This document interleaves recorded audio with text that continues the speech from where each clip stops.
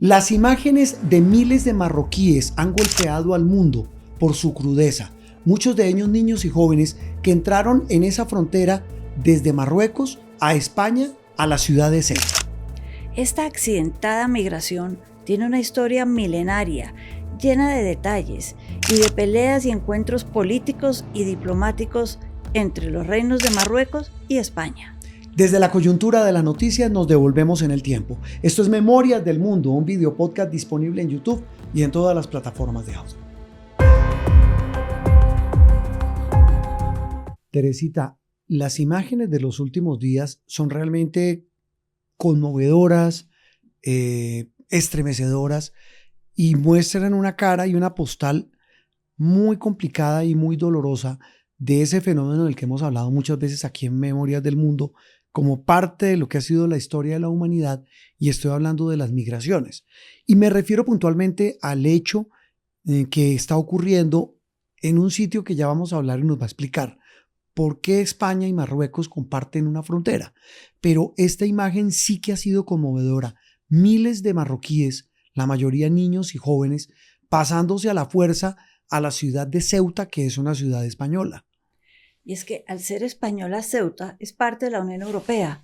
Entonces estos marroquíes que están literalmente escapándose de una situación económica muy compleja en Marruecos, ellos jóvenes y jóvenes que están buscando una mejor oportunidad, y es que más del 30% de los jóvenes en Marruecos son desempleados. Y de ese 30 y tanto por ciento, el 19% tiene toda clase de títulos universitarios y aún así están desempleados. Entonces buscan pasar a la Unión Europea, por no decir España, y de ahí llegar a donde hay grandes comunidades de marroquíes, los países de habla francesa, Bélgica y Francia, y tratar de buscar un mejor futuro. Y yo creo que eso ha estado detrás de las migraciones desde hace siglos, esa idea. Ya vamos a hablar de historia, pero hablemos antes de geografía. ¿Dónde queda Ceuta exactamente? Ceuta queda cerca al estrecho de Gibraltar, que es la frontera entre el norte de África, Marruecos, y el sur de España. El sur de España, frontera que en su estrecho más, el lugar más corto, el paso más corto del estrecho, tiene solo 15 kilómetros. Entre lo que es la zona de Gibraltar, que hoy en día más es territorio Schengen, aunque la soberanía sigue siendo británica. Es decir, yo puedo con cualquier pasaporte de la Unión Europea estudiar, trabajar y vivir en Gibraltar hoy en día. Eso lo hace además muy apetecible para los marroquíes y los africanos en general. Entonces, es la zona norte de África y resulta que hay no uno, dos enclaves, Ceuta y Melilla, que son españoles desde hace siglos y antes tenían más. Y hay una historia muy interesante de por qué Marruecos no reclama, pues sí reclama, pero no consigue esos territorios cuando se independiza. Antes, repito, de ir con la historia y siguiendo con la geografía y la geopolítica actual, muchos decían que esta migración masiva, es que fueron 70,000 como en 3 días, muchos se han devuelto. Hay un contador de migrantes que ya certificó que casi 50,000 marroquíes se devolvieron cuando vieron que no era tal el sueño español en Ceuta, porque los engañaron por redes sociales, etc. Pero el conflicto político que hay entre Marruecos y España por ese punto, decían los expertos y muchos medios europeos, hizo que esta migración fuera considerada como una revancha del gobierno de Marruecos con España. ¿Por qué? Yo digo que es un territorio que ha sido español por siglos, pero Marruecos desde que se independiza dice es parte de mis fronteras naturales. Sí. No puede argumentar el famoso uti possidetis iuris que argumentamos en América Latina. ¿Por qué? Porque no era territorio francés, país del cual se independizan, sino español.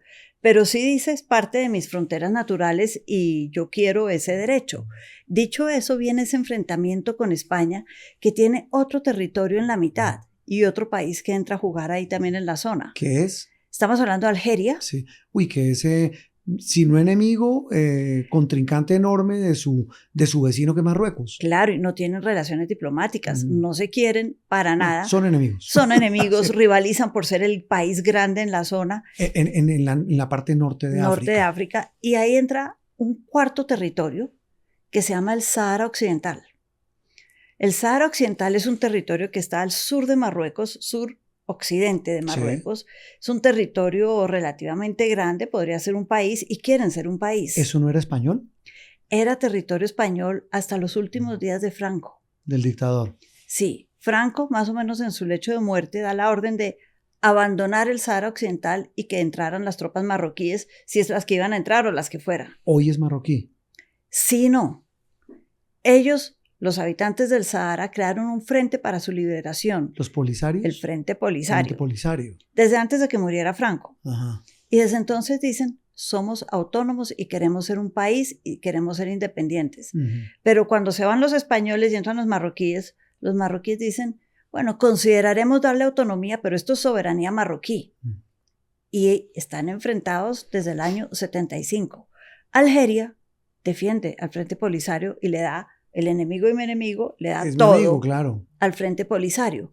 Pues resulta que esta crisis migratoria tiene, además de otros temas políticos para hablar después, este gran componente. En el 2021 hubo una crisis también. Nunca llegaron a ser tantos los migrantes que pasaron a Ceuta, pero pasaron miles. Me acuerdo mucho, sí. Y esa se dio 10 días después de que el gobierno español anunciara que reconocía o estaba pensando reconocer al Sahara Occidental como Estado.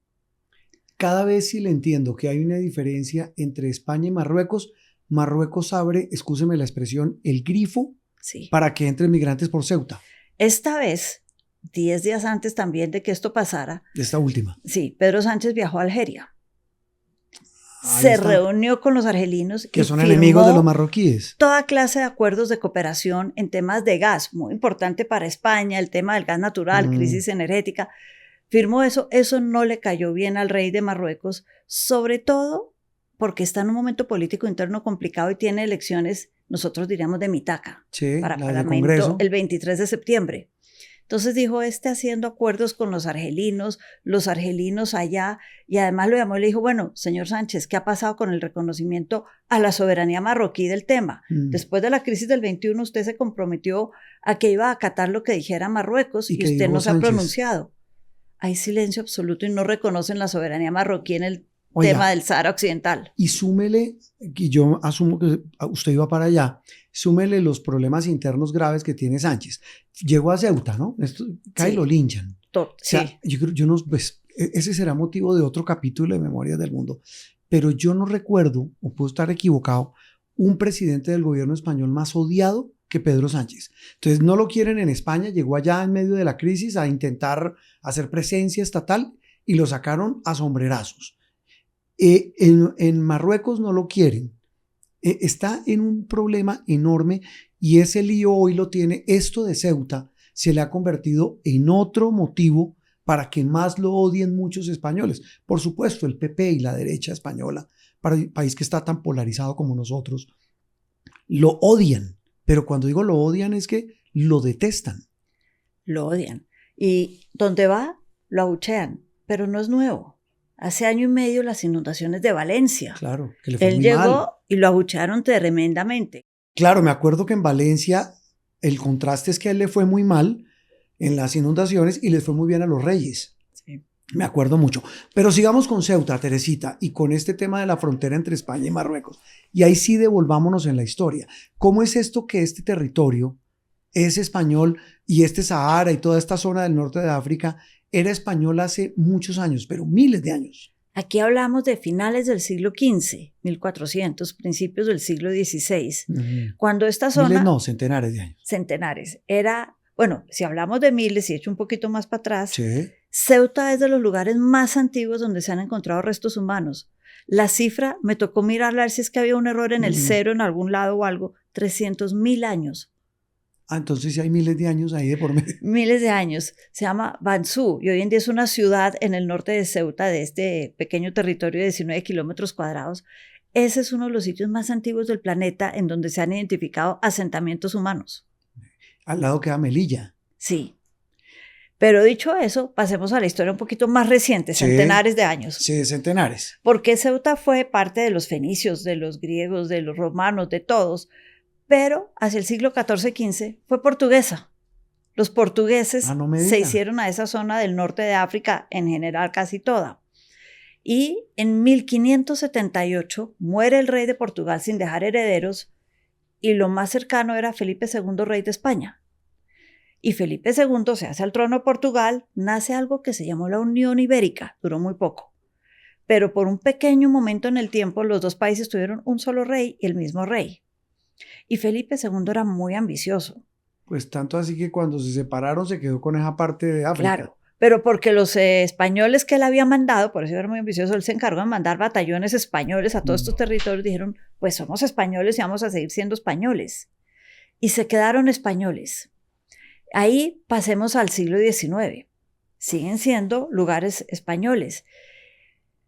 Pero después de la independencia de los países nuestros en América Latina, España dice, no, yo quiero más territorio en África. Perdí América, pero miremos qué hay en África, como para balancear un poco la pérdida. Y empezaron a mirar el norte de África al mismo tiempo que los franceses. Y hubo unos enfrentamientos, sí, de España con los locales, con los marroquíes, con los árabes, en donde reafirmaron, siempre salían estas guerras desde Ceuta. Era como la base de los españoles. Entonces pelearon con los marroquíes, se quedaron con ciertos territorios, Ceuta, Melilla y el Sahara Occidental. Lo reafirmaron después con los franceses en el Tratado de Fez de 1912. Esto es español, señores Francia. Ustedes pueden tener colonias, pero esto sigue siendo muy territorio español. Todo, pero es español. Y se quedaron españoles. Por eso, en 1956, cuando Marruecos se independiza, no puede, como decía antes, decir, por el uti possidetis iuris, esto es mío. No, porque es que se independizaron de Francia y estos eran territorios españoles y siguen siendo españoles. Marruecos no se ha quedado muy callado. Él siempre ha dicho, esto por extensión natural de mis fronteras tiene que ser mío. Trató de hacerlo a través de Naciones Unidas recién independizado y fracasó. Entonces, son españoles. Y ahí hay un tema, usted lo mencionaba hace un rato, con la visita de Pedro Sánchez a Argelia, que firmó convenios para explotación y exploración de yacimientos de gas. Entonces, ahí hay un interés también económico. Recursos en esta zona del norte de África, como siempre. Como siempre, todo el tema de recursos que puede haber en el desierto. Además, es el control del estrecho de Gibraltar. Y si algo hemos aprendido de los últimos meses es que los estrechos son fundamentales para el desarrollo de cualquier país, para las cadenas de suministro y para el comercio. Entonces, ese control de Gibraltar pasa por Marruecos, pasa por los británicos en Gibraltar y pasa por España, que tiene una soberanía gigantesca de lado y lado. Teresita, y ahí viene un tema, y es que en medio de el problema para Sánchez y para España no es solamente Marruecos ese conflicto que parece largo y de vieja data, sino que esta migración masiva le generó un problema gigante con la Unión Europea al gobierno de España. ¿Por qué? Hay en este momento, Juan Roberto, 9 millones de árabes que vienen del norte del continente africano, Algeria, Marruecos y Túnez, sobre todo, viviendo en la Unión Europea. De esos 6 millones, se calcula, entraron legalmente. 3 millones son ilegales, no tienen papeles, indocumentados se llaman. Y muchos de estos entraron por Italia. Y es interesante porque Italia es el país de la Unión Europea que fue el primero en decir, saquemos a España de los tratados Schengen. ¿Qué quiere decir el tratado Schengen? El que maneja las libres circulaciones por la frontera, bienes, servicios y personas. Si no hay tratado Schengen, ¿qué pasa? Que si yo voy de España a Francia, tengo que mostrar documentos que estoy legal en España y que tengo permiso para entrar a Francia, un pasaporte, una cédula de identidad nacional, un documento nacional de identidad. Tengo que mostrar papeles en las fronteras, viniendo de España, ya sea por tren, por carro, por avión, por lo que sea. Pero si el tema es en Italia, ¿por qué se molestan con España? Ese es el tema, porque por Italia también llegan muchos, entonces que de España van por el sur de Francia y llegan a Italia y normalmente nadie les pide papeles, pero en Italia les van a empezar a pedir. Entonces Italia se molestó porque es que ellos tienen ahí, como diríamos coloquialmente, rabo de paja, digamos. Sí, tampoco es que hagan mucho por Lampedusa. Exacto. Toda esa zona entran migrantes. Lampedusa es una ciudad, una islita, muy cerca a Túnez, que recibe miles de migrantes, tiene más migrantes que habitantes. Y está totalmente desbordado el tema en Lampedusa, en partes de Sicilia. Y de ahí entran a la Unión Europea. Ella dice que ellos están poniendo controles muy fuertes y devolviendo gran cantidad de esta gente y que España debería hacer lo mismo. Si no, España se va a convertir en el corredor por el que atraviesan para llegar al resto de Europa. ¿En qué momento la migración se volvió un problema para la historia de la humanidad, Teresita? Y se lo pregunto porque la historia de la humanidad está íntimamente ligada a las migraciones. Pues la historia de España, mirando este tema, Juan Sí. Roberto, me acordé Pongamos que la lupa ahí. todos aquí nosotros somos parte de lo que podríamos llamar Marielitos españoles. Todos los prisioneros y los indeseables de España que sacaron en el siglo XVI para mandarlos a las Américas. En los barcos de los conquistadores. Exacto. Entonces ahí tenemos una migración. ¿Usted está queriendo decir que todos somos descendientes de delincuentes? No fregues. No, hubo gente muy buena que llegó, pero también hubo gente que aprovechó España para sacarla de sus fronteras, de su país. Increíble. Todos los que estaban en las cárceles los mandaban los barcos. Sí, gran cantidad de ellos. Entonces, la migración siempre ha sido un fenómeno que asusta. Llega el diferente a lo que es uno. Uno puede ser rojo, amarillo, negro, blanco, es como dice la canción. Sí. Uno puede ser de cualquier color. El que sea diferente asusta. Y ese es el gran drama que tiene la migración. Y ahora que hay países que tienen desarrollos económicos tan distintos, eso de alguna manera exacerba la migración, porque todos quieren, no estoy hablando del sueño americano, el sueño de una mejor vida independientemente de donde sea. Teresita, porque las noticias también tienen historia. Esto es Memorias del Mundo, un video podcast disponible en YouTube y en todas las plataformas de audio. Boombox.